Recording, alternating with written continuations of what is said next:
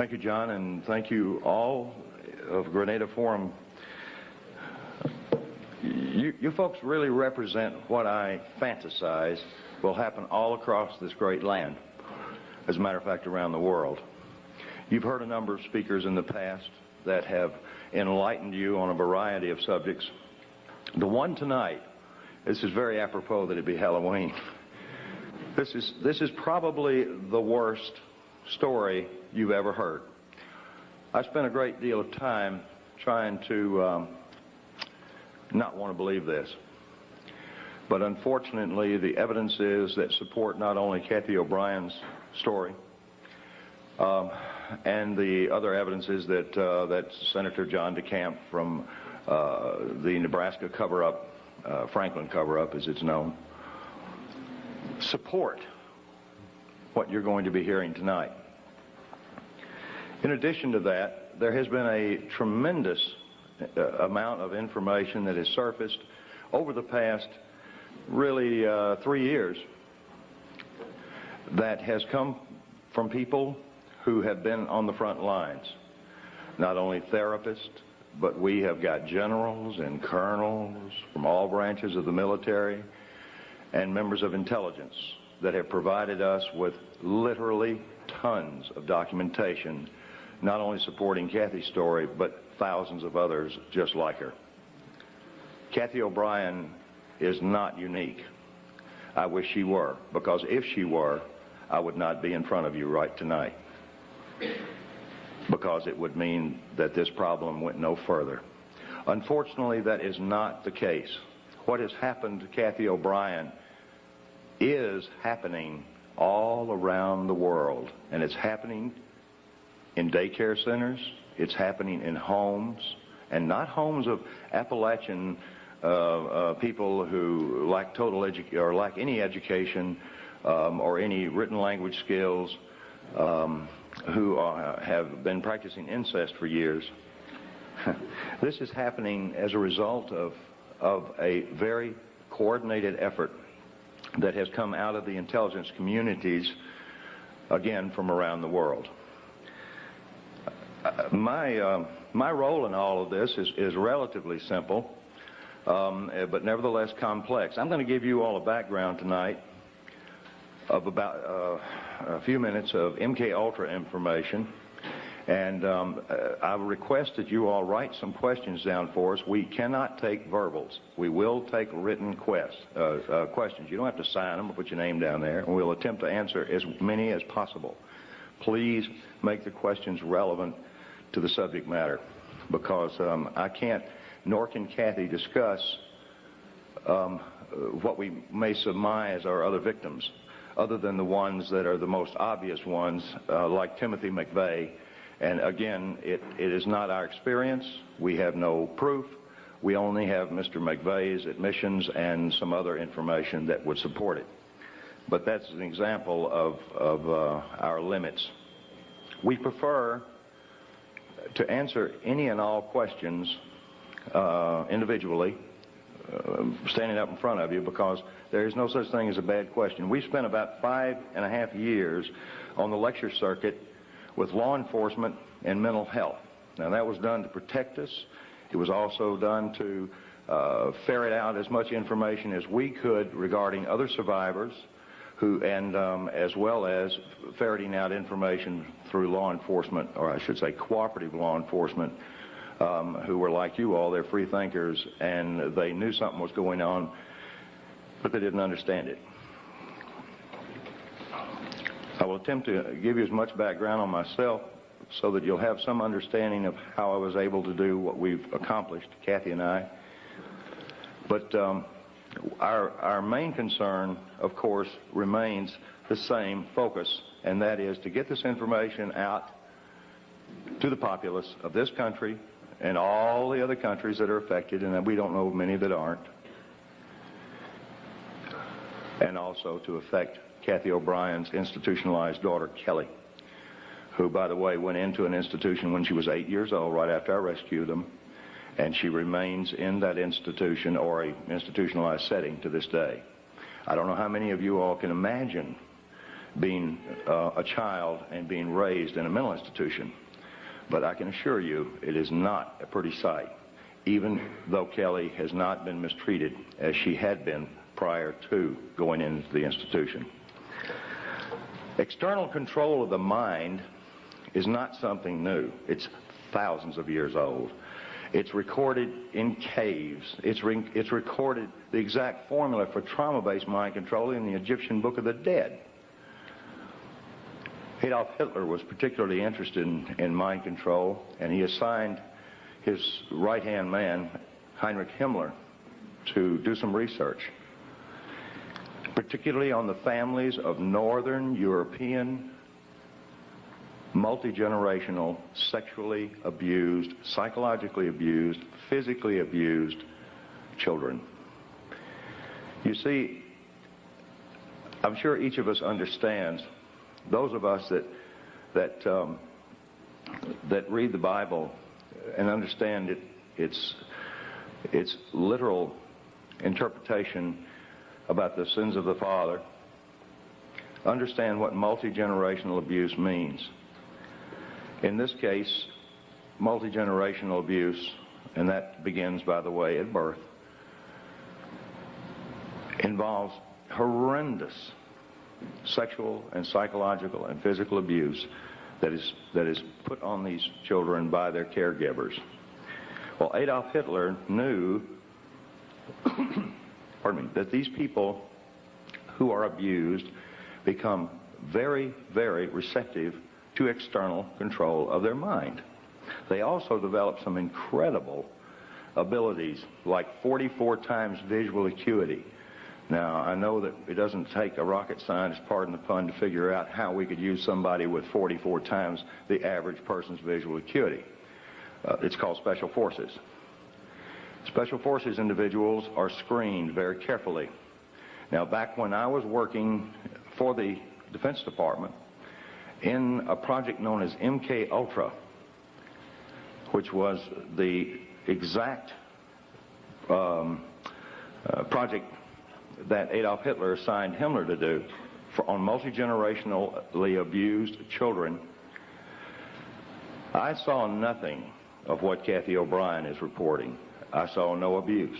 What I saw in the prison systems and in the mental institutions were people who had a chance to recover their lives and their mind. I saw things that were very benevolent, and I really and truly believe the information that I was seeing would eventually reduce our prison and our mental institution populations dramatically, because I saw true rehabilitation occur without the use of trauma. Well, I was sworn to secrecy on the things that I witnessed, on the equipment that was developed, and I can assure you that in 1967, all the way up through 1973, when I was involved in this research as a Defense Department subcontractor, the equipment that I saw then was 25 to 30 years ahead of anything known on this planet in the private sector. I don't know if I was even seeing a portion of what was actually available. I don't know if what I was witnessing represented even a small percentage of what was actually occurring. But I was put into that job after months and months and months of psychological examinations because they knew I could keep a secret. I was given a Defense Department clearance. I knew about the Heinrich Himmler studies for Adolf Hitler, and I knew that Adolf Hitler wanted to develop some very serious people to put in places to control various regions in what he called, and George Bush called, and Nero called, the New World Order. You see, Adolf Hitler was not the first, nor was George Bush, to fantasize about this hideous idea of totalitarian government enslaving an entire globe through mind manipulation. Now, mind manipulation comes in a lot of forms. You folks in this room are not falling into one big, huge trap, and that is information control. And I, again, thank the Grenada Forum for bringing Kathy and I in to impart this message, because we need your support. This book is not distributed through bookstores for the most part.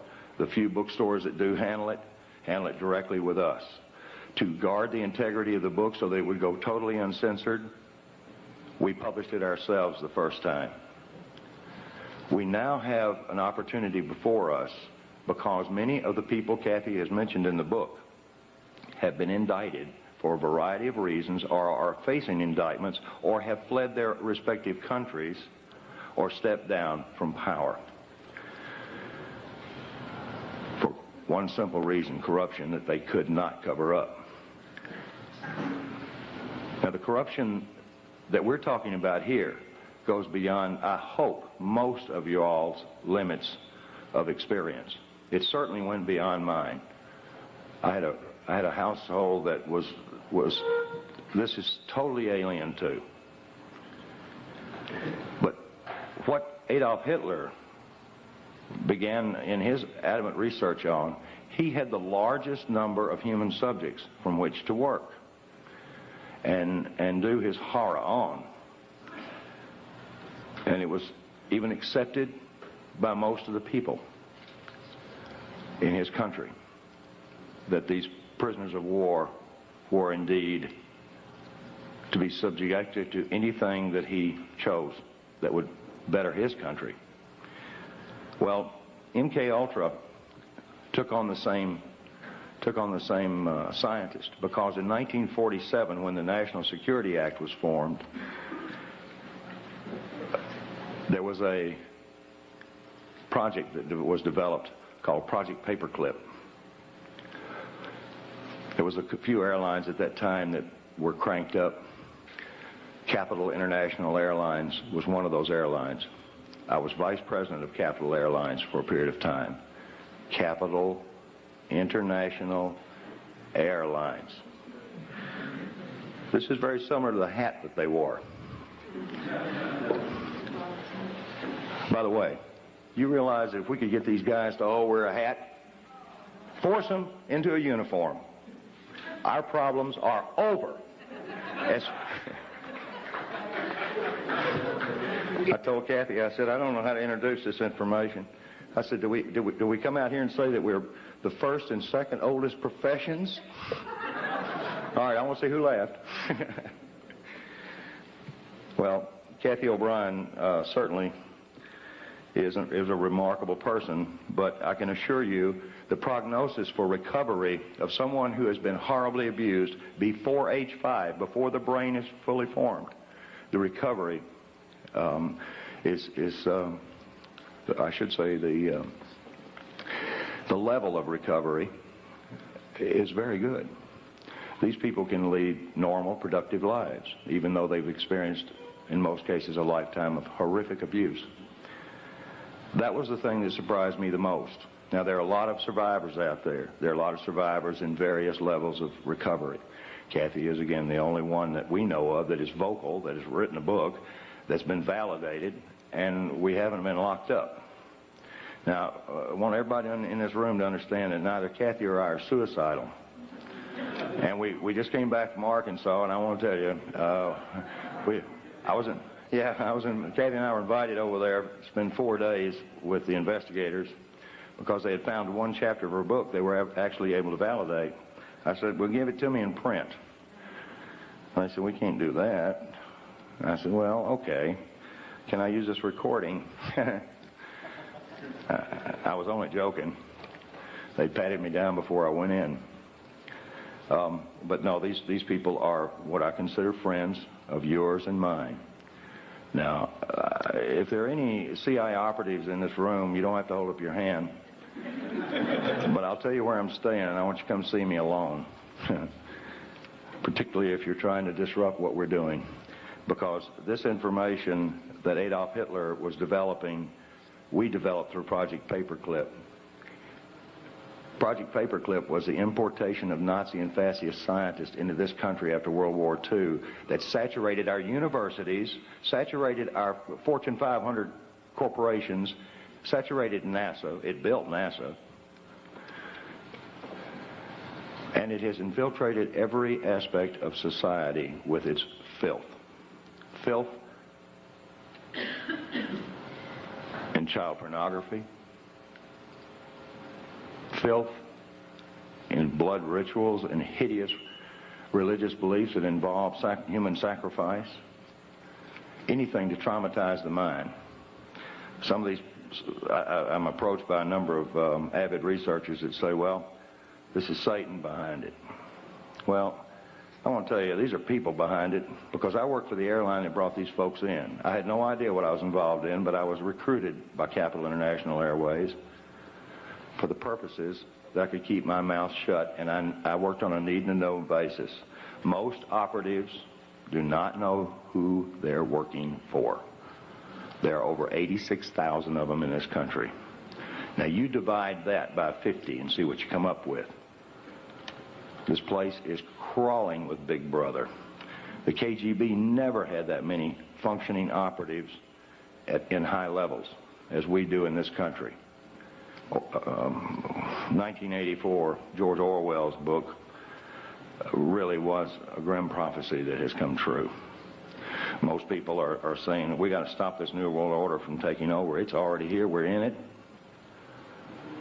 Now let's understand who the players are and some of their tools. Mind control, whether it be trauma-based mind control to develop a totally robotic human being, is one type. Fortunately, it requires a great deal of horrible trauma that somebody's got to put on to these people. And it requires something more than just pushing a button on a console. There is equipment available now that we cannot protect ourselves from. And the amazing part about this equipment is it's available to everyone in this room. I don't quite understand the philosophy about making pain field generators and another device called an MDD-1, which uses a dual coil electromagnetic pulse system, which affects our cerebral cortex. Stops logical thought. You couldn't balance your checkbook if one of these things were turned on, nor could you think to turn it off. Any more than Kathy O'Brien could have thought to have walked away from her victimization. This is not the beaten wife syndrome. This has nothing to do with an economic situation. This has something to do with robotic mind control. There are tons and tons of documents. Transformation of America is a book. Our book, an autobiography, Kathy's autobiography. I wrote the first 4 or 5 chapters to give you a briefing. But what this book contains is her life, that which we can validate. When this book was printed, we had over 27,000 documents. 27,000 documents fit into 5 file cabinets. We now have over 3 tons of paperwork. General Russell Bowen recently, I won't say fled, he didn't like that, I'm sure. General Russell Bowen, who was one of the originators, and he's set up Operation Watchtower, the CIA's drug op. By the way, how many of you believe that the Central Intelligence Agency is the world's largest drug dealer? Can I see? Okay. So that makes our country the largest drug dealer on the face of the earth. And I resent this. I know now why the intelligence community did not want me for an officer. I know now why I was not privy to some of the stuff that I am now, unfortunately, very privy to. Because I think I'd have blown the whistle on them. There's a lot of whistleblowers out here now, and you folks are getting to hear them. You've been hearing them for years. This is one of the longest, oldest running groups that I'm aware of.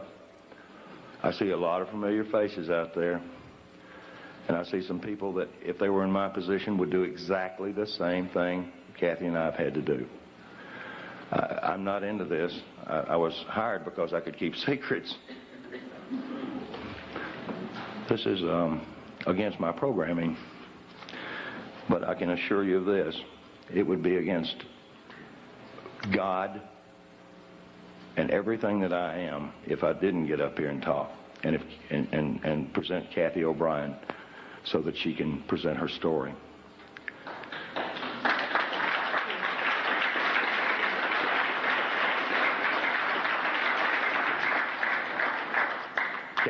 Cathy and I are really humbled by the number of people that we see that would have done the same thing. And people come up and say, "Oh, man, we really appreciate what you're doing." I said, "Well, thank you." And I appreciate hearing that. I even appreciate people when they say, "This is hard to believe.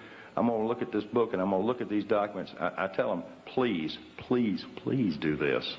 Look in the back of our book and you'll get a thumbnail sketch of some books that you can get that are written by doctors, intelligence officers, and a number of other concerned professionals who present the elements of what Cathy experienced.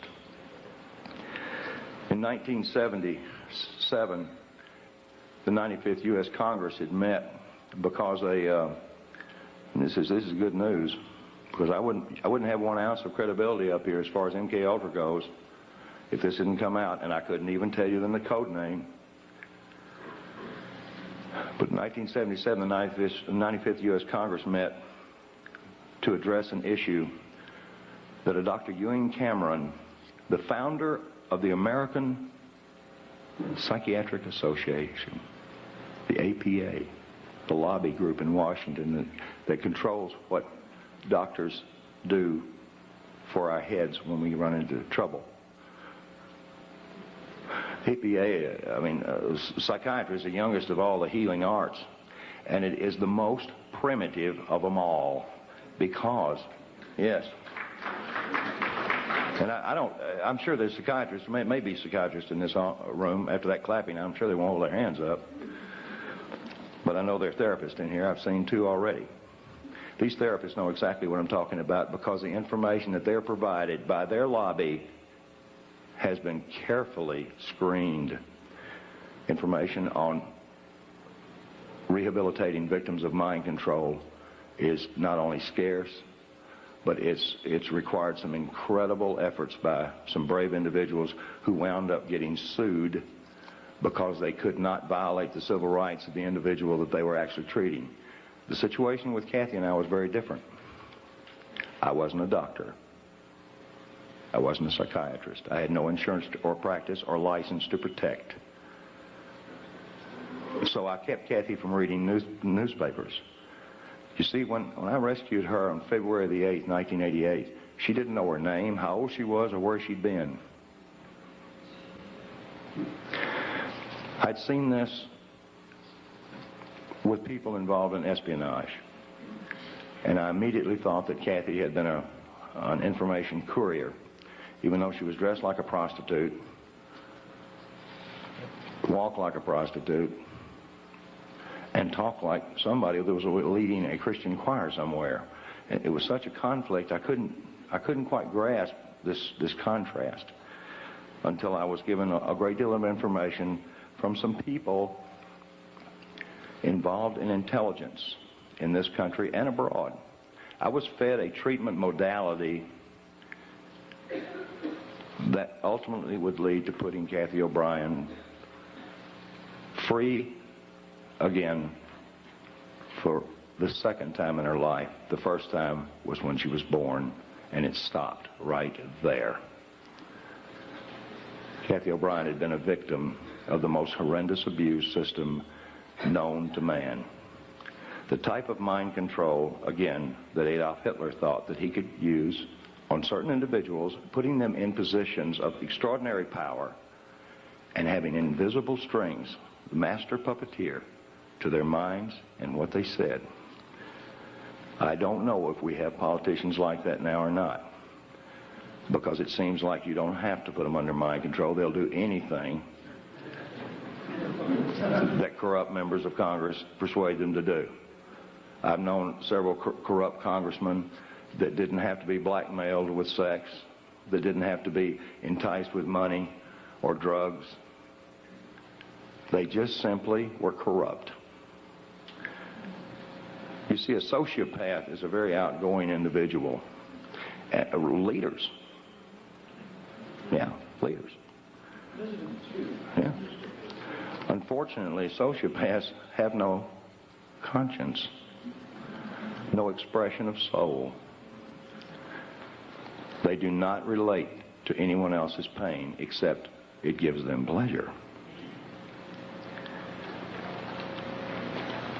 MK Ultra was designed and had many, many sub-projects for developing the perfect soldier, the perfect espionage agent, things that I was told that would cover an area of our national security that no soldier and no diplomat could possibly cover. No one told me that we were using them as drug mules and prostitutes.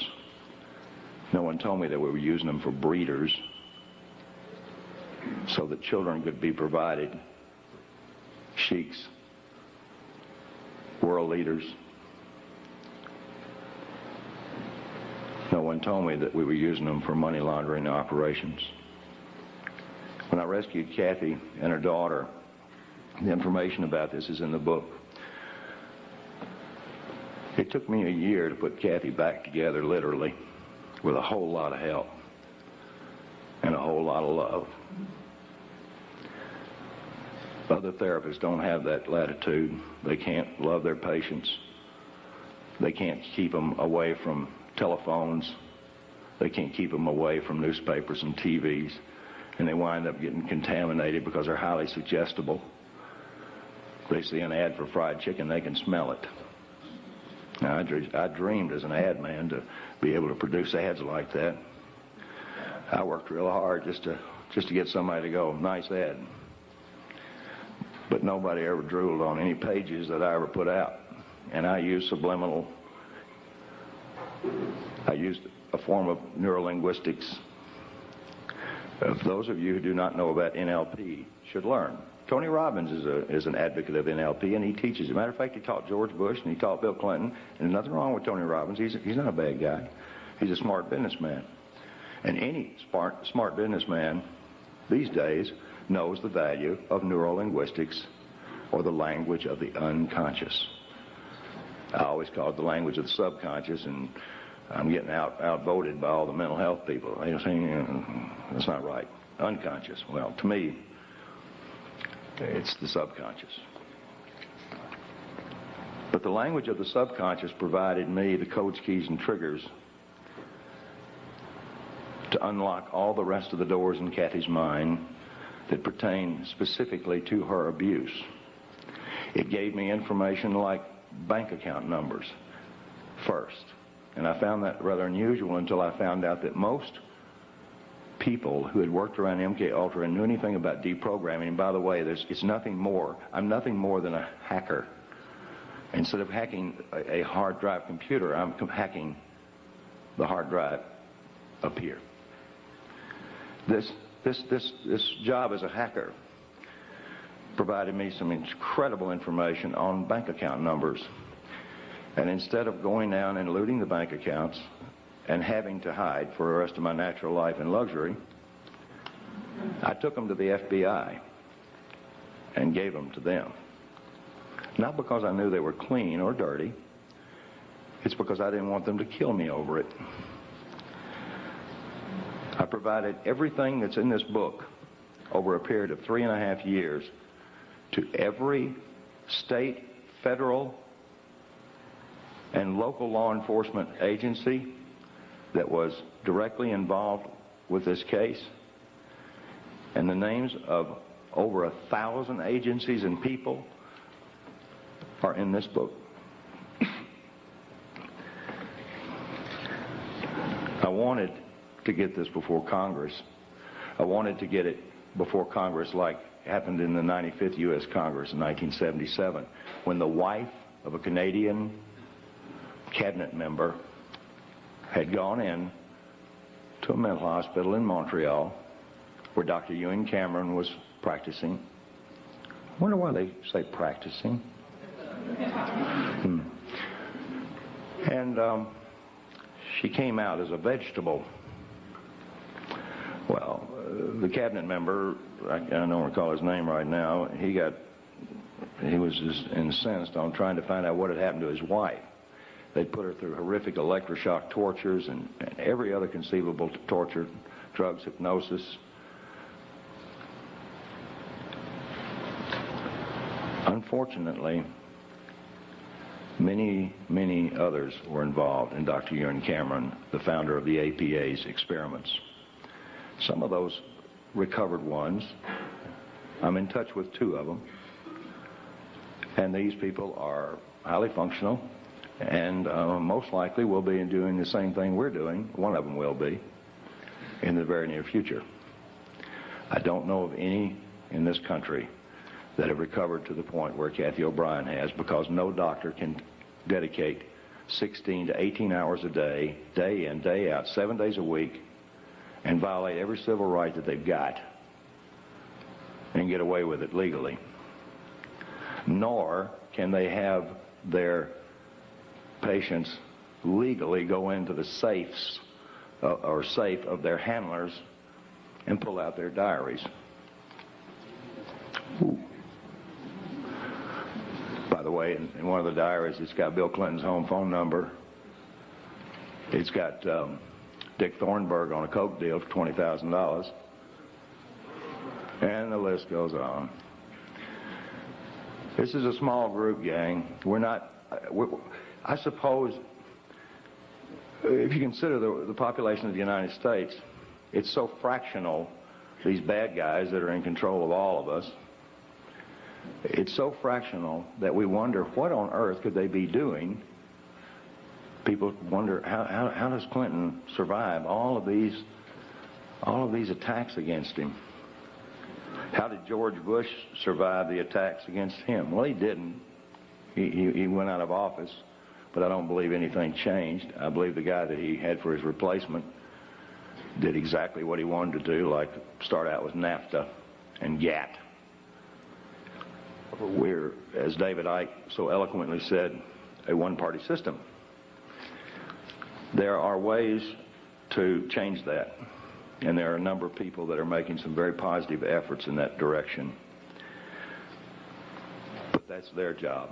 My job and Cathy's job is to stand before groups like you, very nervous, because we're not nervous that we stand in front of you so much as we want to make sure that the information you get will excite you enough to where you'll go out and talk about it, or go out and investigate it and talk about it some more.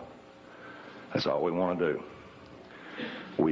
We attempt to get our books out by the case, and they get real cheap when you buy a case of them. One box of books, 36 books, $252 if we deliver them.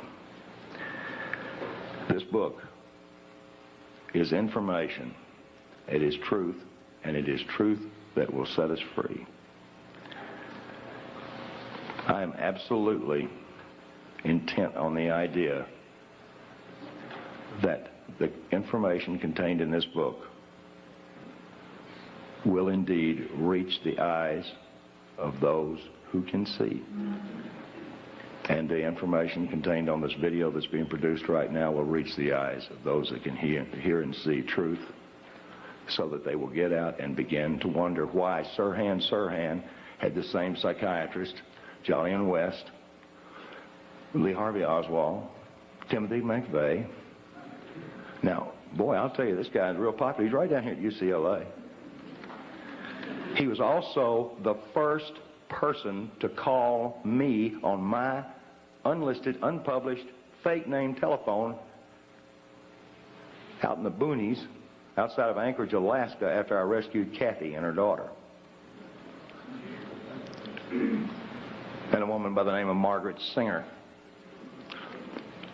who may be a friend of one or two of y'all out there, but I don't miss a chance to bring out the fact that she was the one that sent another character in on us up there. I wasn't connected well enough to be told not to do anything on my own. And at the time, I was absolutely out of my mind from hearing this stuff. I was suffering from what is known as post-traumatic stress disorder. I was shell-shocked after hearing what Kathy and Kelly were showing me, and then or telling me, and I was showing this information to members of the intelligence community and members of U.S. Customs and other branches of federal law enforcement who validated it for me. Thank you. I apologize to everybody that buys our book and reads it, because I tried to make my portion of it informative enough to where it wouldn't hurt you. And I told Kathy that she had to include enough detail in the book, such as the anatomical details of her alleged abusers, so that we could get them into court and make them drop their pants.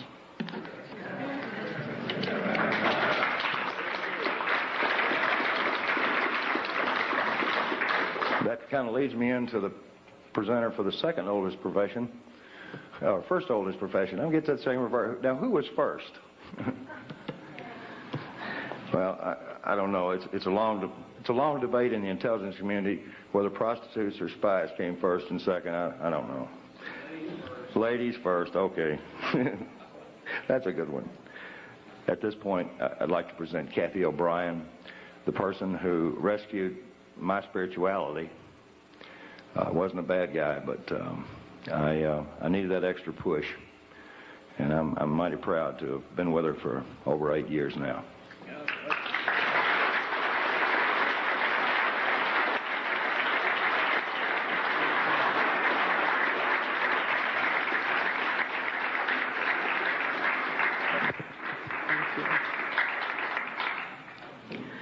I want to thank each and every one of you for coming out here tonight to arm yourselves with knowledge about a tool that's being covertly used to usher in what Adolf Hitler and George Bush termed New World Order, and that's mind control. I've enjoyed talking with quite a few of you earlier this evening pertaining to how mind control has affected some of you or some of your loved ones. Mind control is very prevalent in this country and around the world. These criminals that are in control of our country operate on the philosophy that secret knowledge equals power. Many government secrets and personal reputations were staked on the belief that I could not be deprogrammed to remember those things that I was supposed to forget. They were wrong. For as intelligent as these perpetrators are, they're limited in their thinking by their own immorality. They don't have wisdom. They don't think deep. And they never considered the strength of the human spirit.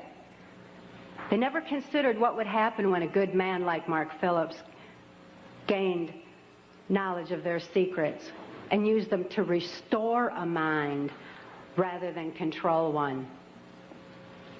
I know that I'm extremely fortunate to have survived my CIA, MK Ultra, White House, Pentagon level, trauma base, mind control victimization. Now that I'm in control of my own mind and ultimately my free will, I'm telling everything that I witnessed and saw and heard and photographically recorded behind the scenes of this New World Order effort. By telling their secrets, their power is eroding.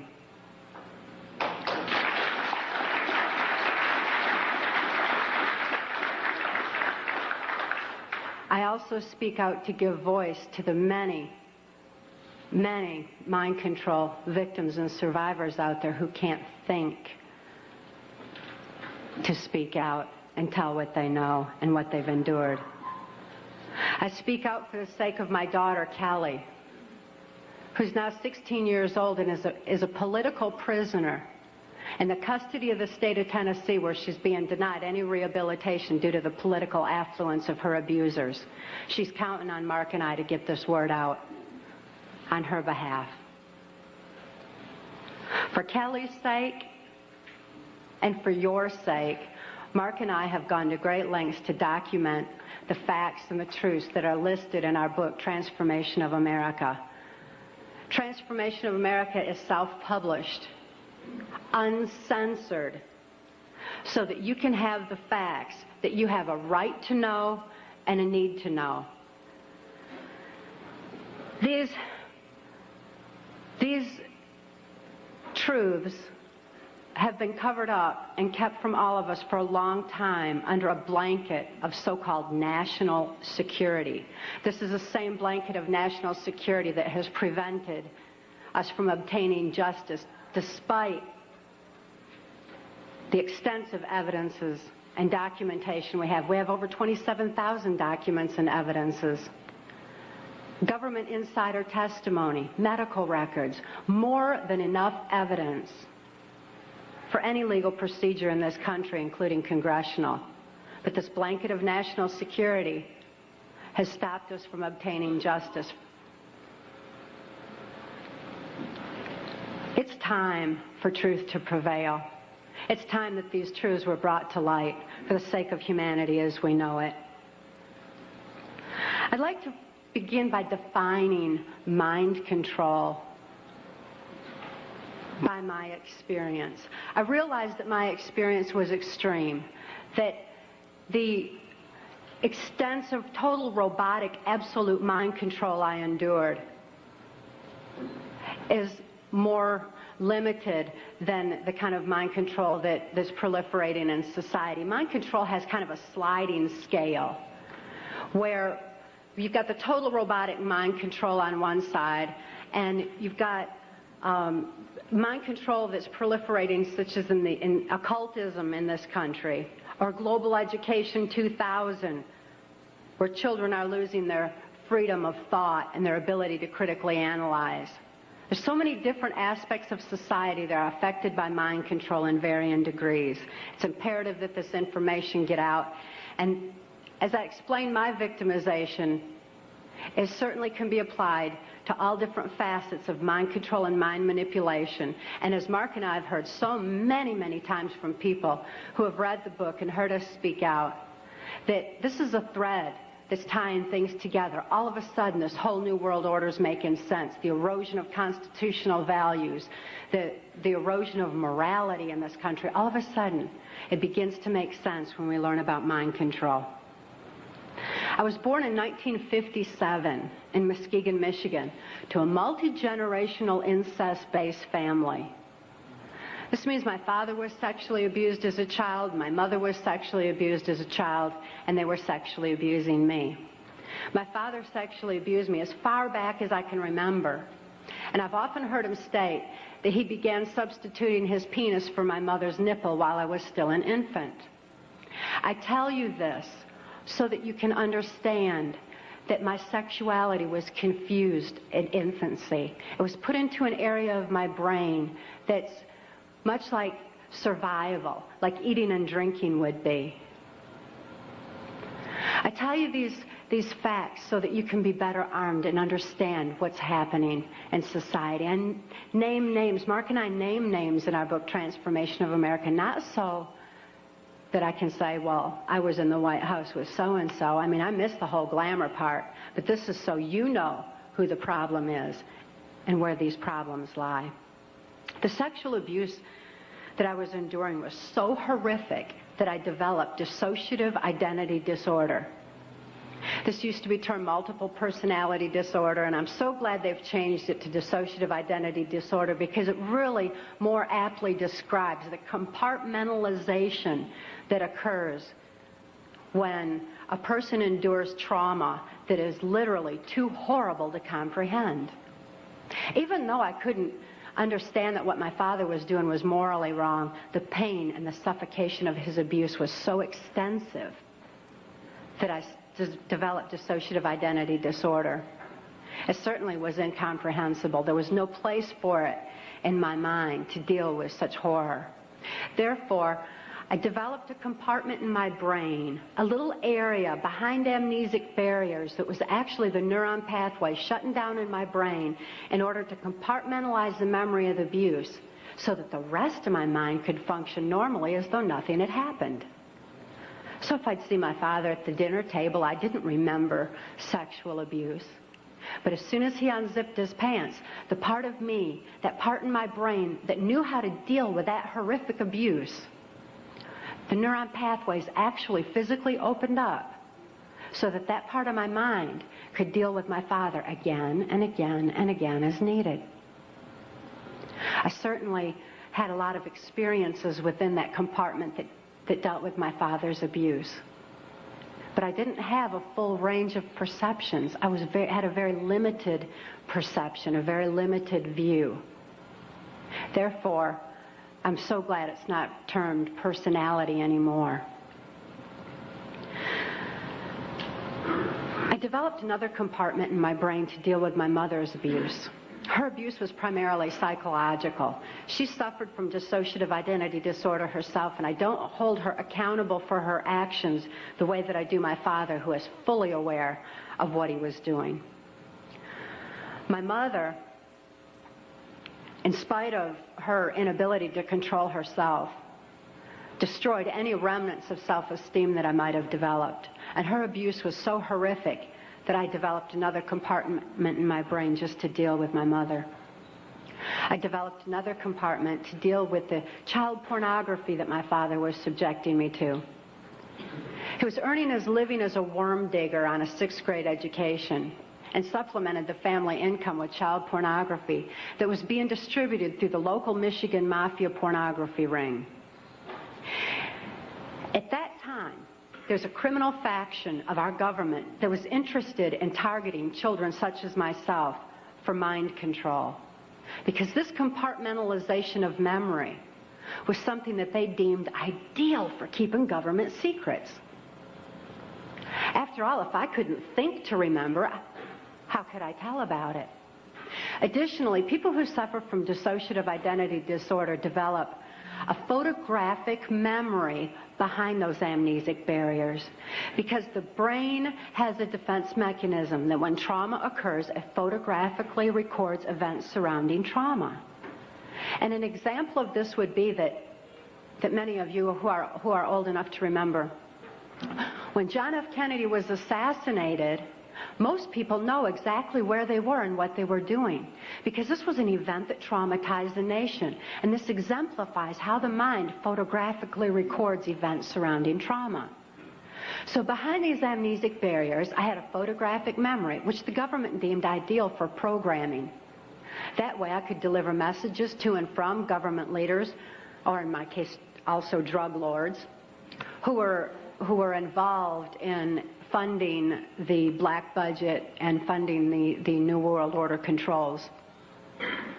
They're interested in programming me so that I would deliver the messages verbatim. When I delivered messages, I delivered exactly what I was told, using the voice inflections of my abusers, with no conscious comprehension of what I was even saying. It was just a tape recorder just parroting out exactly what I'd been told. Another aspect that the government was interested in is that as a dissociative identity disordered person, I had no concept of time, because I was going from compartment to compartment of my brain with no memory of what had happened before. Therefore, I had no ability to even keep track of time, and a concept of it was just absolutely impossible. And it also makes for, if I didn't know what I was doing earlier, I wouldn't know to be tired while I was overdoing something else. Therefore, a person who suffered from dissociative identity disorder had extensive physical endurance, just superhuman strength and an ability to keep going and going and going and going. Dissociative identity disorder persons also develop 44 times visual acuity. Very often that's why you see them wide-eyed with the whites around their eyes, because they're actually taking in more of their surroundings than the average person. 44 times more detail than the average person sees. That certainly makes them perfect marksmen for mercenary operations or for intelligence in different areas that the government was interested in developing mind control. I was a chosen one or a prime candidate for mind control because of the sexual abuse that I had endured. My sexuality had been enhanced. Therefore, I was used as a sex slave and also delivered messages to and from these government leaders. At that time, because the government, this criminal faction of our government, was so interested in dissociative identity disordered persons, they knew that any child that was subjected to child pornography had to have endured trauma so horrible that they had to be suffering from that disorder. Therefore, this criminal faction of our government sanctioned this child pornography ring so that they could identify and target children such as myself for the project. At that time, the politician, local Michigan politician, mafia politician, the politician who was protecting this Michigan mafia pornography ring was a guy named Gerald Ford. This is the same Gerald Ford that went on to become the first unelected president of the United States. Gerald Ford, I never perceived his political affluence. I only perceived him as another abuser like my father, because Gerald Ford also sexually abused me as a child and sexually abused me right on through my mind control victimization until Mark rescued my daughter Kelly and I in 1988. Gerald Ford is not a pedophile per se. He's what I refer to as trisexual. He'll try anything. Any age, anybody, anytime, anywhere, just as long as he had control. Because he had a perversion of power, in addition to his interest in mind control. Therefore, it was Gerald Ford who came out to our house and explained to my father how to raise me in the project according to government specifications. My father had been caught sending this child pornography through the U.S. mails, and therefore he was approached and told that if he sold me into that project, that he would gain immunity from prosecution. My father remains free from prosecution to date for so-called reasons of national security. My father thought it was just absolutely wonderful and immediately sold me into the project. He felt like the government condoned child abuse. So did I. I certainly felt like the government did. And my father went on to have 5 more children to raise in the project, so there were 7 of us in all. The rest are still awaiting freedom. Once my father agreed to sell me into the project, I was taken routinely to Mackinac Island, Michigan, which is a political retreat where the Michigan governor's mansion is located. It was a bohemian grove of sorts where politicians met and discussed New World Order controls, where they discussed mind control of the masses, mind control in the school systems, how to use occultism as a trauma base. One of my sexual abusers at that time was the Prime Minister of Canada, Pierre Trudeau. Pierre Trudeau is a professed Jesuit. Now, the Jesuits are an intelligence arm of the Catholic Vatican. There's a criminal faction within these Jesuits. I'm certainly not saying all Catholics are bad, nor am I saying all CIA is bad or all politicians. There's good and bad in everything. But nevertheless, Pierre Trudeau represented this criminal faction of the Catholic Church, of the Jesuits, who believed in mind control of the masses because they wanted to be the one world church in the New World Order. The money that was being brought in through the church was funding New World Order controls. And he firmly believed in mind control. Another sexual abuser of mine was then Michigan Senator and later U.S. Congressman Guy Vanderjagt. This is the same Guy Vanderjagt that went on to head the Republican National Committee that put George Bush into the office of president. It was at Mackinac Island, Michigan, when I was 13 years old, that I was dedicated to the senator who had become my owner in this mind control project. That's U.S. Senator Robert C. Byrd. Senator Byrd is a Democrat from West Virginia. And again, as you'll notice as I reveal any names, that this doesn't have anything to do with party lines. Democrats and Republicans both are involved because it's not about party lines, it's about who's for the New World Order and who's not. Nevertheless, Senator Byrd had been in office as I've been alive. He's still in office today. He's been head of our Senate Appropriations Committee, which means he held the purse strings of our country. He decided where money would be spent. And I know from having witnessed and experienced and saw so much behind the scenes that Senator Byrd was appropriating money in directions that would allow for New World Order controls. Not only that, but my father, for having sold me into this project, was granted a lucrative military contract for making camshafts for military automobiles and all. My father became extremely wealthy on his 6th grade education. Senator Byrd, as my owner, would decide where I should go, when, what operations I would be forced to carry out during the Reagan-Bush administration, what places I should be taken specifically for mind control programming. Senator Byrd directed all of my activities. Also around that time, I'd made my first communion in Muskegon's St. Francis de Sales Church. Having made my first communion, I also endured an extra ritual after that was referred to as the rite to remain silent. That's R-I-T-E, as in ritual. This involved Congressman Vanderjagt and the head of our church at that time, Father Don. And they subjected me to an occult blood ritual. This was so horrific.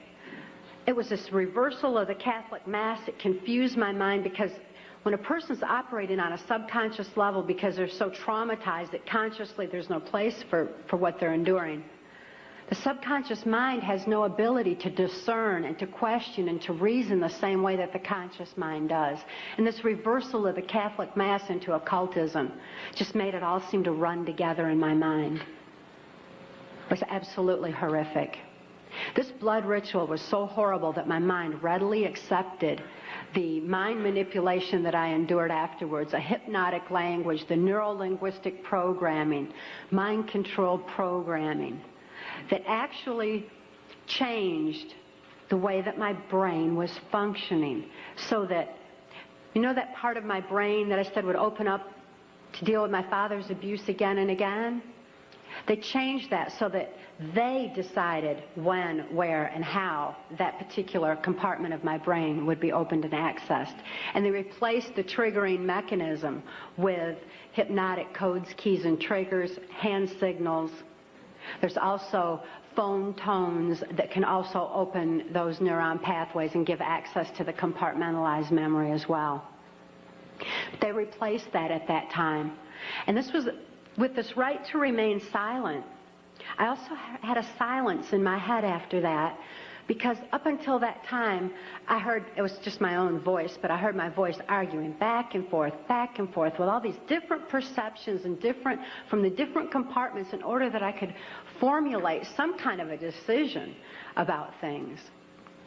I remember before the right to remain silent that I had some free thoughts of my own, and I had hoped for a place in the world where people didn't abuse each other. I'd hoped to have 10 children that I knew would be at least 10 children in this world that weren't abused. I'd hoped for those things, but with the right to remain silent, I lost my capacity, my ability for free will thinking. I lost my ability to even hope anymore. I lost all free will entirely. This right to remain silent silenced this argument that always went on in my head, and instead, all I ever heard from that point on was the voices of my abusers directing me, telling me exactly what it was I was supposed to do. I could only robotically follow those instructions and carry them out. By the time I was ready for high school, Senator Byrd ordered that I be sent to Muskegon Catholic Central High School. At that time, there was an enormous emergence of information. The Catholics had long since learned the effects of trauma on the human mind. They'd learned it and kept records of it for so many years, with such things as the Spanish Inquisition and other aspects where people who didn't follow the belief systems were wiped out. The Crusaders had also recorded a great deal of information pertaining to trauma on the human mind. This information was being merged with the Hitler-Himmler research that the CIA had taken and had been advancing on. The combination of the merging of the information was very powerful. And Muskegon Catholic Central was a place where this information was being brought together. It was at Catholic Central that the very basis, the very groundwork for Global Education 2000 was being implemented. This is Goals 2000, outcome-based education. There's many different names for the program that's being implemented in our school systems. It's being forced on our children by the federal government.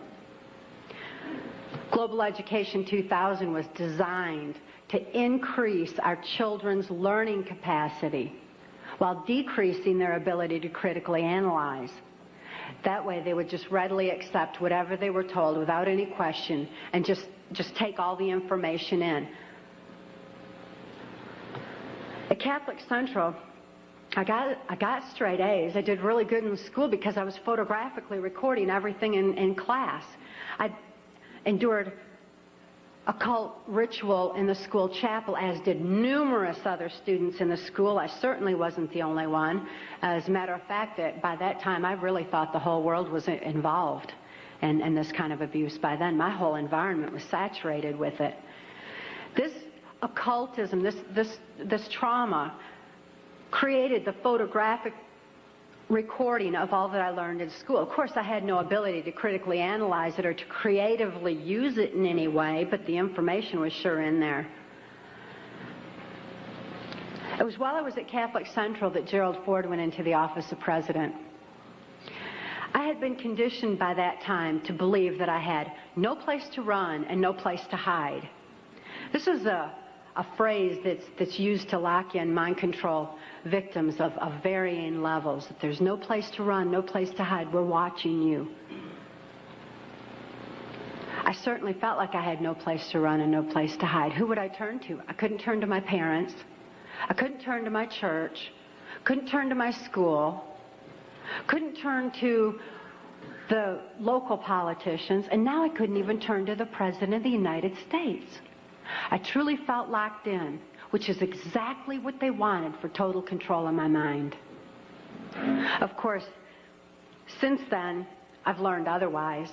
And Mark wisely taught me while I was in the deprogramming process that I did have a place to run. So right at them. And I had no need to hide. Obviously, they do, by the way. They're covering up all their acts with the national security blanket. After I graduated from high school, Senator Byrd ordered that I be transferred to Nashville, Tennessee. Nashville, Tennessee was heavily involved in mind control at that time through the country music industry, and above all, the proliferation of CIA cocaine operations within the country music industry were already in full swing. The political corruption in Tennessee was just all the way to the top. The country music industry provided a cover for mind-controlled slaves like myself to be taken around the country to the various places as designated, and also to distribute and deliver the large quantities of CIA cocaine that was coming into the country. It was my experience that the CIA's so-called war on drugs is no more than the CIA eliminating their competition as they take over the drug industry worldwide.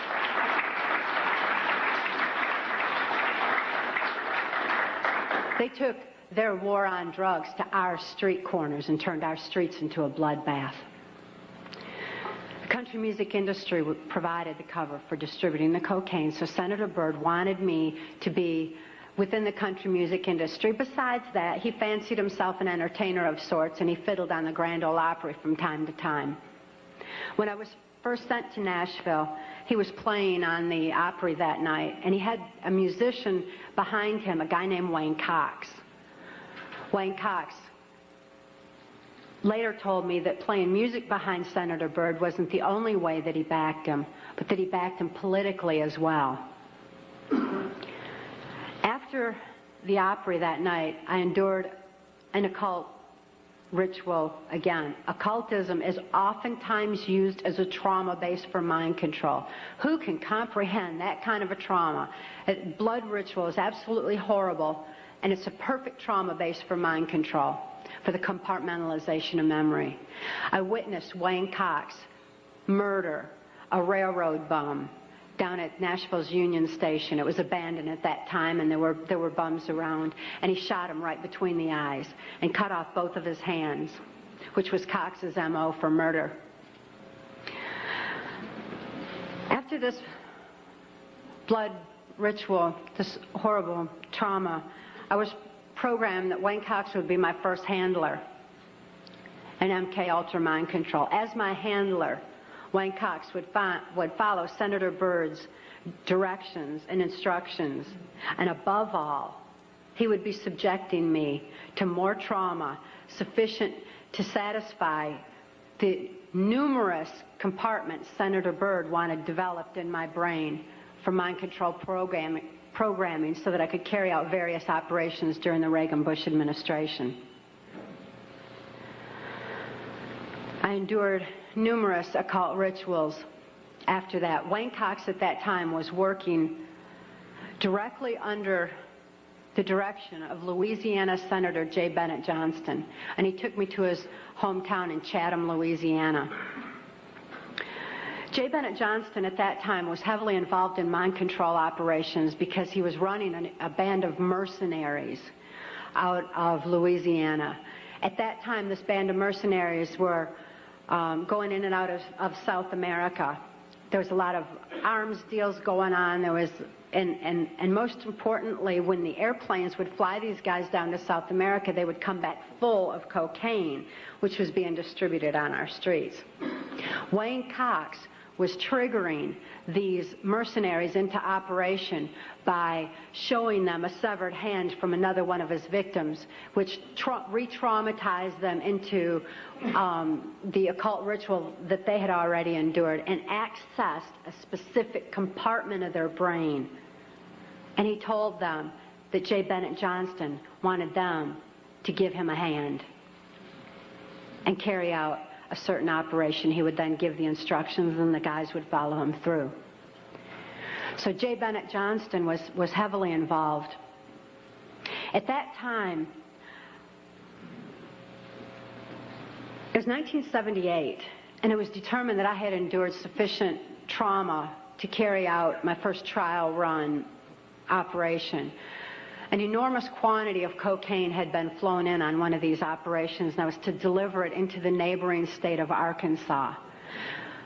By that time, Bill Clinton's drug operation was in full swing. He was governor of Arkansas, and I delivered this cocaine to a remote airport in Ouachita Forest, which I've since identified as Mena Airport. I also delivered a little packet of information and a small quantity of cocaine, a personal stash from J. Bennett Johnston, to Bill Clinton. I delivered it to Bill Clinton, and he cut out 2 lines of the coke, and he did inhale.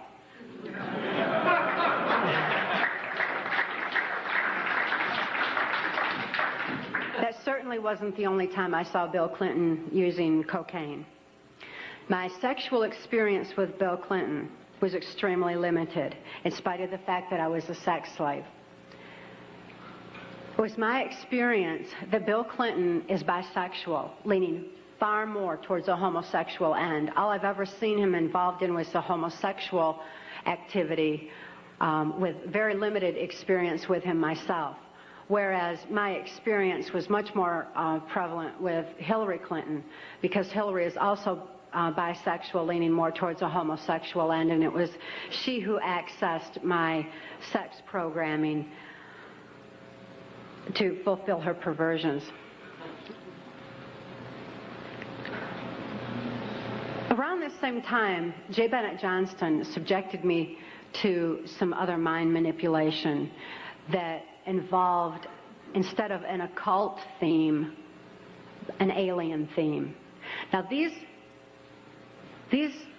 guys who are manipulating my mind and programming me for mind control purposes claimed, and these criminals in control of our country as well, claimed to be gods, demons, and aliens, in order that I feel totally helpless, in order that I felt like they were beyond my realm to affect.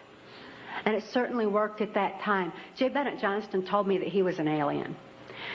He told me that he had been part of the Philadelphia experiment, and when the ship disappeared, it came back a spaceship. This is in keeping with kind of an air-water mirror theme that NASA uses quite frequently, a reversal, because, again, the subconscious mind doesn't have any reasoning capacity. J. Bennett Johnston then showed me, through his office at General Dynamics, a then top-secret stealth. Here was this triangular stealth that wasn't in any of the school books, wasn't being talked about anywhere, wasn't out in the newspapers or anything else. It was being withheld. It was still a top-secret weapon system. But I saw this triangular stealth. It looked like a spaceship to me. I'd never seen anything like that. And everything that J. Bennett Johnston was doing and he was involved in certainly was alien to me. So it was easy for me to accept the idea that what was happening was in fact being perpetrated by aliens. I'm not saying that there's no such thing as aliens. That would be foolish of me to even say anything like that at all. But what I am saying is that it was my experience that these were people claiming to be aliens. If there's a reality out there pertaining to any alien influence, we need to sort out the government misinformation and disinformation and mind manipulation techniques that they're using. I know for a fact that the plan is to make all of us feel totally helpless, that what's happening is beyond our realm to affect because we've been taken over by aliens, that our Independence Day is dawning. So beware of that. Understand that those criminals have been keeping information and technology from us under their blanket of national security. They are 25 years ahead of us at least, technologically. Can you imagine what they've got now? 25 years ahead? What's happened that you're aware of in the last 25 years? Microwave ovens, we've got computerization, and they've had access to all of that to continue their own advancements. They're way ahead. So when they say, it's aliens, and they show us some incredible technology, don't fall into the trap of feeling totally helpless, that this is beyond our realm to affect. Superstition begins where knowledge leaves off. And they have been keeping knowledge from us for a long time. People have all kinds of belief systems. And I'm sure each and every one of you has various and different belief systems as well. Regardless of what your belief system is, it is imperative that you know that these criminals are people. They are within our realm to affect. They need to be held accountable for their actions and their crimes against humanity.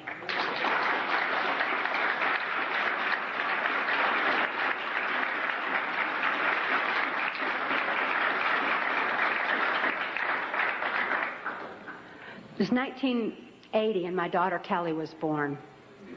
She was born directly into the MK Ultra Mind Control Project on a much higher level, a more sophisticated technological level than I was subjected to. In addition to trauma, she was subjected to harmonic mind control programming on NASA installations literally since birth. before her brain even had a chance to form. As soon as Kelly was born, Senator Byrd figured I'd been traumatized enough by that time and ordered that we be transferred back to Nashville, Tennessee to carry out operations during the Reagan administration. By being within the country music industry, we had a second handler. His name was Alex Houston. Alex Houston is a ventriloquist, stage hypnotist in the country music industry. Above all, he carries out criminal covert CIA operations that fund the black budget, and this certainly included bringing in large quantities of cocaine and distributing them through the United States, Canada. He was working at that time and provided a cover for me to be taken throughout the United States, Canada, Mexico, and the Caribbean for these criminal covert operations. As my handler, he took me to various military and NASA installations for mind control programming for specific operations that I was forced to participate in. These operations that I won't have time to get into tonight are detailed in our book, Transformation of America. And they involve such leaders as the President of Mexico at that time, De la Madrid, and Vice President Salinas. It was my experience that in 1984, there's a CIA trauma base, near-death trauma center that's located in Lampe, Missouri. It's called the Swiss Villa Amphitheater. And they'd bring certain involved country music acts in to bring large quantities of cocaine or bring the cocaine out for distribution, because Lampe, Missouri is just across the Arkansas line and is very much a part of Bill Clinton's cocaine operation. And it was in full swing at that time. It's also interesting to note that this Lampe, Missouri operation is where the country music industry was more conveniently relocated, right there in Branson, so that it would be closer to Clinton's cocaine operations. Lampe, Missouri was a place where I heard George Bush and Bill Clinton talking, where from the point of view I had, they certainly were friends, and they didn't recognize any party lines between them. That's something for the, a smoke and mirrors illusion for the public. It's not something they adhere to, because they had exactly the same agenda, and that was for bringing in this new world order. I heard George Bush talking at that time. He was talking to Bill Clinton, and I've since photographically recorded it and wrote it verbatim in our book, that when the American people became disillusioned with Republicans leading them into the New World Order, that Bill Clinton, as a Democrat, was going to be put into the office of president. This was decided in 1984. Actually, I'd heard about it even prior to that, but as of 1984, they were already discussing it as an absolute fact. It was also discussed in the groundwork for NAFTA that by the time George Bush went into the office of president, that Salinas was going to become president of Mexico, and they together would be bringing in the NAFTA, which was the beginning of New World Order controls. I was forced to participate in the criminal groundwork for NAFTA, the opening of the Juarez-Mexican border to the free trade of drugs, free trade of our nation's children. It's absolutely appalling, the criminal roots of NAFTA. Again, this is detailed in the book. But it's interesting to note that these political moves had already been decided way back when. And as I deprogrammed, and as I was, it was really something to me to find out people didn't know about this stuff. I mean, it was so obvious to me. I didn't realize that people were unaware and had bought into some kind of smoke and mirrors illusions of what was going on and never thought to look behind the scenes to what was really going on. But I understand good people don't think that way. They don't have criminal minds. They don't think to look for that kind of criminal activity. Just like these guys are limited in their thinking by immorality, good people are kind of blinded from that kind of criminal activity until their eyes are open to truth. But this criminal activity that was going on at that time, the people that were involved were following directions from George Bush. I don't purport to know it all. I don't purport to know that George Bush is at the very top of all this, but he is as high up as I knew. It was my experience that Ronald Reagan answered to George Bush, not robotically, not under mind control, but willingly, because George Bush was respected for what he knew about bringing in the New World Order. Consider his past. George Bush first began with the United Nations. Then he went on to head our CIA. Then he ran our country through 3 administrations that I'm aware of, the Reagan administration, his administration, and the Clinton administration, because Reagan and Clinton both answered to him. Mexican President de la Madrid answered to him and knew that Salinas was to be coming into power, and Salinas had more influence in Mexico at that time than de la Madrid, that, as far as my experience was concerned. Also, Saudi Arabian King Fahd followed orders from George Bush, as did the Prime Minister of Canada, Brian Mulroney. In 1983, I heard Ronald Reagan and Brian Mulroney discussing the New World Order.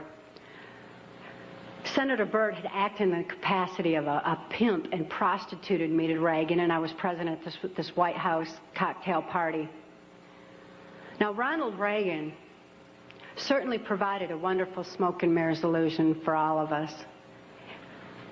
For those of you who don't want to believe that he's involved in this, he told you he's an actor. And he did a real good job of it for a long time. That was his role. That's what he was supposed to do. Nevertheless, I heard Ronald Reagan telling Brian Mulroney that he believed the only way to world peace was through mind control of the masses. I know from experience there's no peace of mind under mind control. And I wonder at a world peace where people don't have peace of mind. Mind control, the ramifications of mind control are far-reaching, because I also know that under mind control there's no free thought. Without free thought, there's no free will. Without God-given free will, there's no soul expression. What kind of a world peace can we have without any free will or any soul expression, without any spirituality? Mind control needs to be exposed in order that people maintain their freedom of thought, in order that people maintain their free will and have that spiritual expression, because of spirituality, when people have soul and spirituality, they're going to be acting in a capacity of love anyway. That is where world peace is, not in mind control.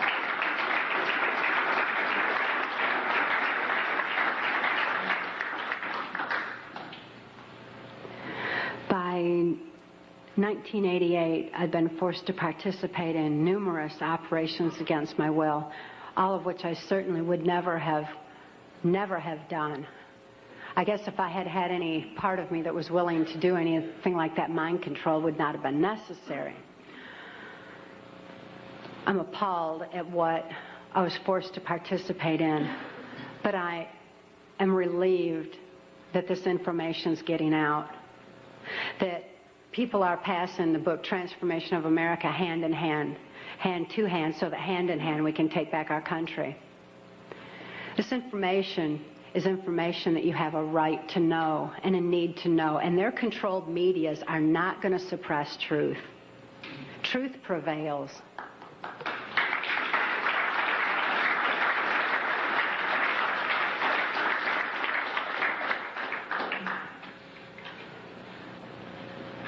In 1988, Mark rescued my daughter Kelly and I. We couldn't think to escape. I couldn't think to save my daughter any more than I could think to save myself.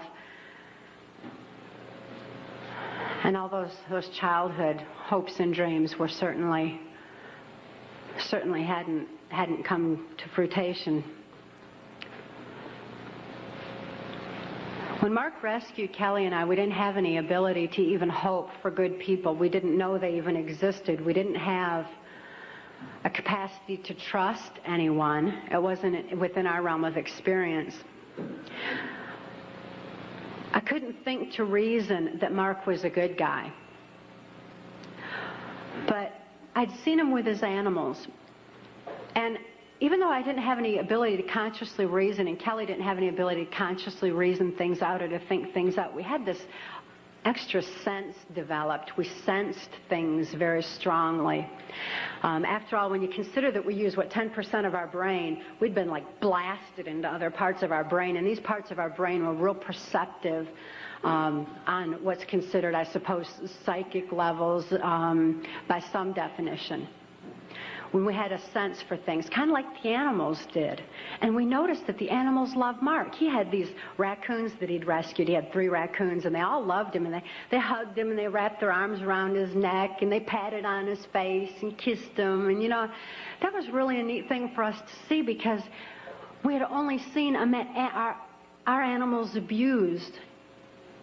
We lived on a farm. We had lived on a farm, and we had dogs and cats and horses and cows and guineas and chickens and all kinds of animals, all of which Alex Houston tortured or killed to keep us in line to, if we didn't do this, this would happen to our pet. And we loved our animals. Please bear this in mind, that people who abuse children oftentimes abuse animals. If you see someone abusing an animal, keep your eyes open, look further, make sure those kids are safe. I've never seen an exception to this rule. Not that there's not one out there somewhere, but I've never seen an exception to it. So it was very telling to us that these animals loved Mark. Additionally, when he came in and rescued us, here we were under the gun of the CIA. Everything was very precarious, to say the least. I was 30 years old. I was supposed to be killed, as most mind-controlled slaves are at the age of 30.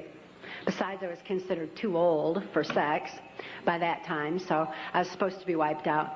But Mark came in and rescued me from certain death and rescued my daughter from a fate much worse than death, and took the time to rescue our animals.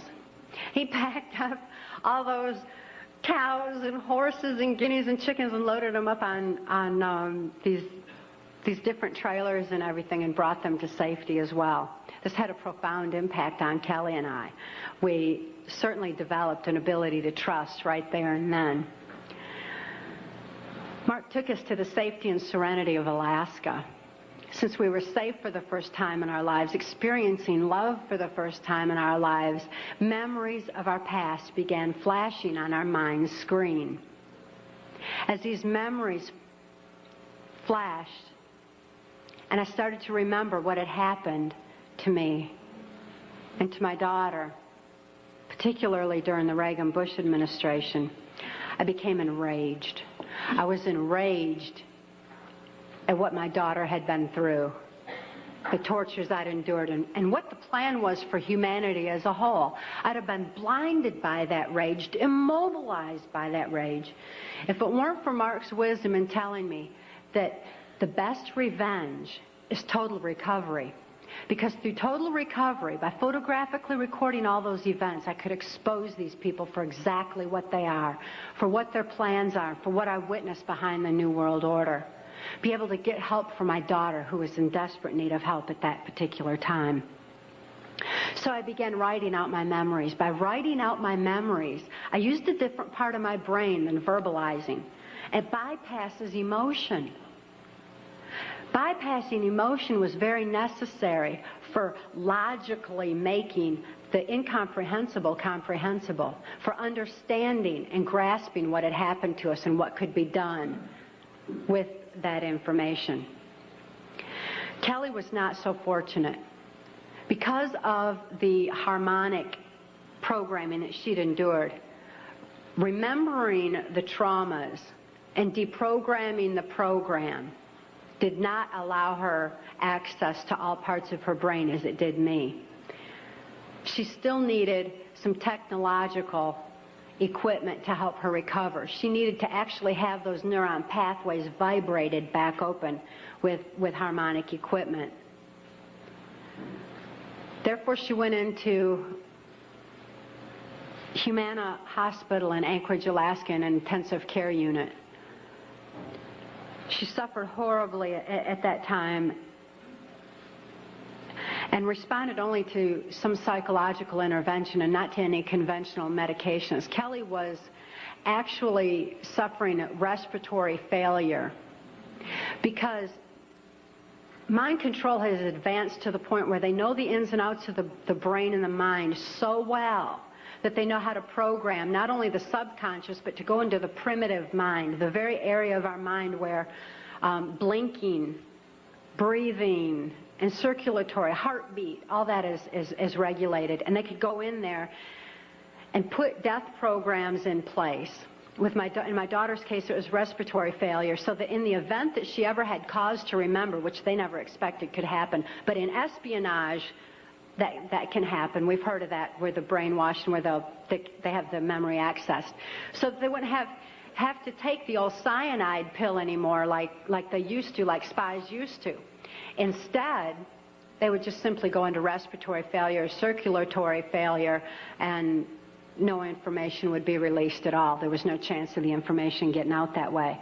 Since my daughter was being raised was genetically and mind controlled, being brought up to be in espionage, she had that program in place and it went into effect. Because of the medical attention that she needed, she became quickly thrust into the illegal and immoral custody of the state of Tennessee, where she remains today. The violations of laws and rights that proliferated in her so-called legal case were extensive. We had one clean district attorney that went in and told the judge that he was violating constitutional rights and human rights in my daughter's case, and cited law after law after law, and the judge interrupted him and said, but laws do not apply in this case for reasons of national security. This certainly raises a question. What does national security have to do with a documented, validated, and proven rape and molestation of a child's mind and body?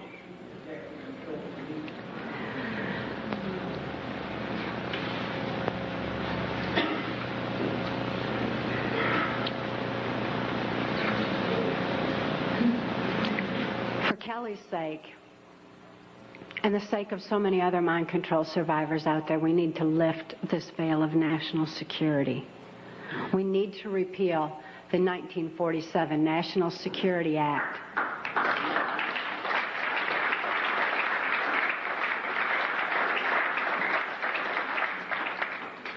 This is a national security that's threatening the security of our nation when it covers up such crimes against humanity as mind control, when it covers up the CIA's so-called war on drugs, when it covers up the selling out of our country to New World Order controls. That's a national security that has nothing to do with the security of our nation. This national security has kept information pertaining to mind control for all of you for far too long. We've got to get this information out. We've got to arm others with knowledge on mind control, because knowledge is our only defense against mind control. We need to get this information out in detail so that we can all be more effective in our particular areas of taking back our country and ultimately taking back our world, for Kelly's sake, for the sake of all the other mind control survivors and victims that I know are out there. There's many, many of them. And for the sake of humanity as we know it. It is truth that sets us free. Please help us spread the word. Thank you.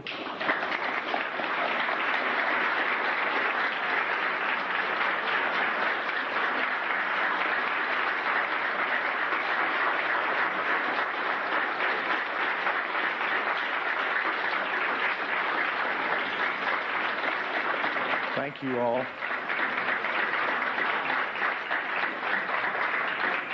Oh, this is the worst.